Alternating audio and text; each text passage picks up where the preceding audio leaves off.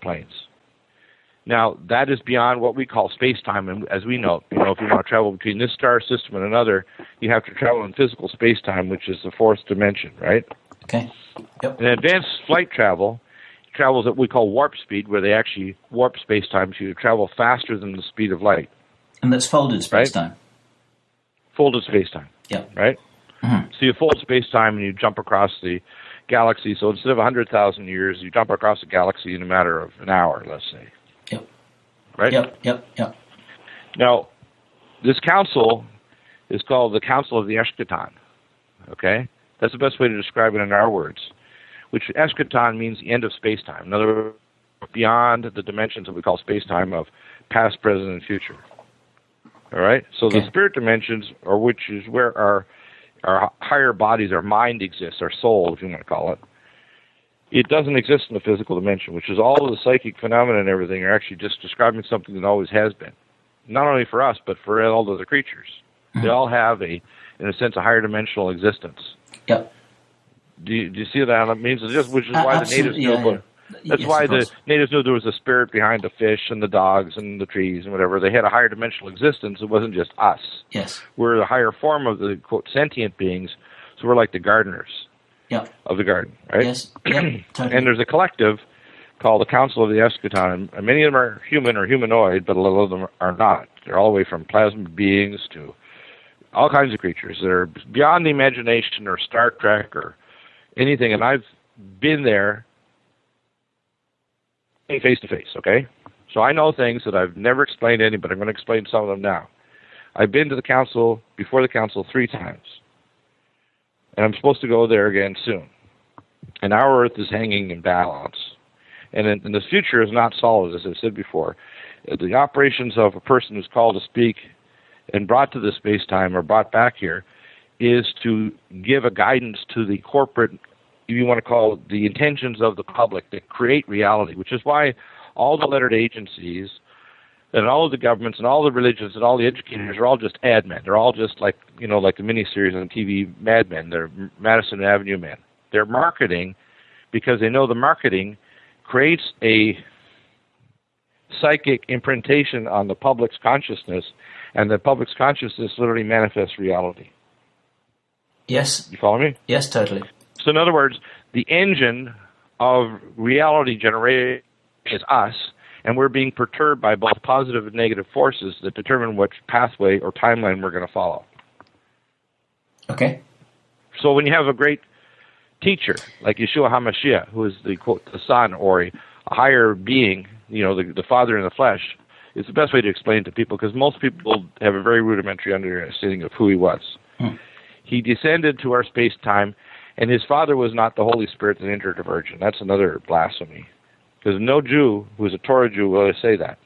He is the father, his physical, fleshly father was a Jewish man, and his mother was a Jewish woman, period.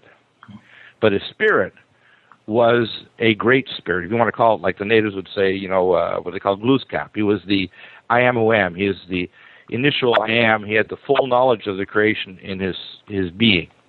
Okay? Right? Yep. So in other words, he already had, at the moment, the best way to describe the moment he was a physical person on the earth, he had all 9 bodies. He had the internal spirit body of the Eternal One. Okay. Does that make sense? Yeah, sure. That's a good way of explaining it. He was coexistent in eternity, which is no past, present, or future. At the same time, he was a physical person on earth. Yep. Now, there are people who acquire their 9th body, their eternal body. And when they acquire that 9th body, they're still physical on earth. They're called of the order of Melchizedek. Okay. Right? Yeah. All right? Now, you'll hear references to it in the Old Bible, and there's other terms, different terms used in different cultures, but that's what they are.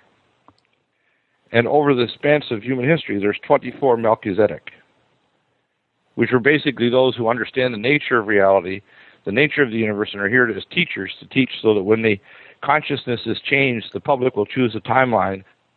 Civilization won't become an abortuary, it'll become a delivery room. Yeah.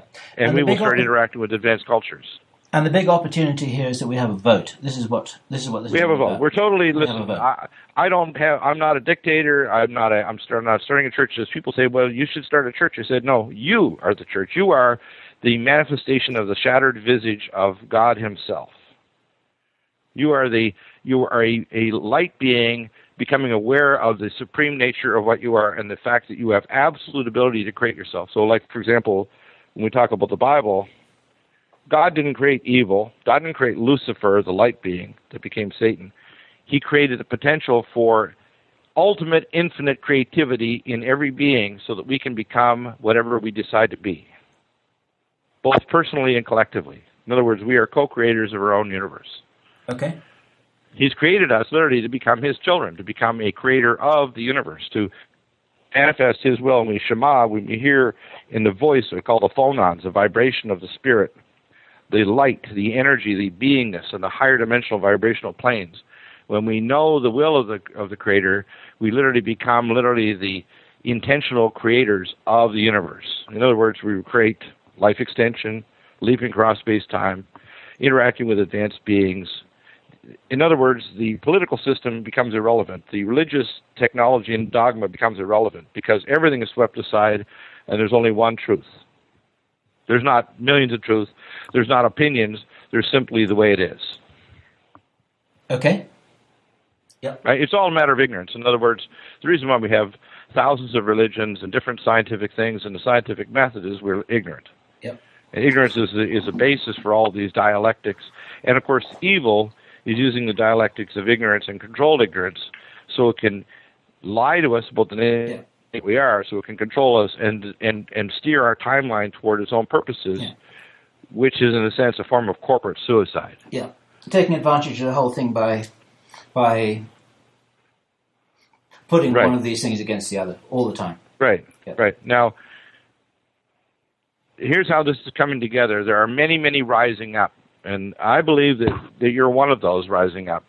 That's a great light, okay? And Carrie Cassidy and all the thousands of others that are starting to kind of get it. We're almost like the 100 monkey. Think of us as neurons in the frontal lobe of mankind as a corporate being that is not only non-local, but also stretches into the past and into the distant future. People like me and people like you. To look in the delivery room and say, let's keep the abortionists out of the delivery room. Let's keep mankind on the proper rails, timeline. Let's move toward where these converging events are not so much a question mark as an exclamation mark for mankind. And then if we decide to choose an intervention that will keep it to be a delivery room, will prevent us from being destroyed from what's coming. Right. But we can see from all these things that the scientists and the governments and the corporations have done a great evil by holding back this information. When we see the information, I'm looking at this scientist here, WISE Project scientist Peter Eisenstadt, in the Ball Aerospace and Technologies Corp in Boulder, Colorado, putting together this satellite. This is not right. I'll give an example. I'm just going to read down a paragraph here. Infrared detectors in WISE will pick up the glow of roughly 1,000 brown dwarfs in our galaxy, including those coldest and closest to our solar system. In fact, astronomers say the mission could find a brown dwarf closer to us than the nearest known star, Proxima Centauri. They're saying it right here. Does it actually say read that? The article. Now, I'm reading it. I'm reading it right here. I'm reading it here. I'm going to post it up on Clay and Iron. People can go there themselves. Okay. They can read it. I'm going to read this some more here. By cataloging the objects, the mission will provide better estimates of their size as a critical step for assessing the risk associated with those that might impact Earth. It doesn't need to impact. If you get a brown dwarf that's 20 Earth masses, it's going to cause a solar mass ejection. It could just trigger off super quakes of magnitude 9, 10, and 11. It could precipitate a flip that may crash the ozone layer. So the only thing you'll see is if you go outside, you're going to go blind and all the crops and 1/3 of the trees will die. And it may reverse itself in as little as 30 to 60 days, but anyone who's stupid enough during that time to go outside, they're going to get third-degree burns, their immune system will collapse, and they'll die of infection. Mm-hmm. So people need to know what the real risks are, rather than Roland Emmerich or other people like the 2012 movie saying there's a super tsunami that's going to cross the continents. Yes, there may be tsunamis, but there's only certain things that are going to trigger it. If the continents are moving at 1.6 miles per hour, it's not going to create a tsunami. Yeah. So I'm presenting this as a gift to the scientists. If you're listening to the scientists and astronomers and physicists and chemists and geologists that are looking at magnetic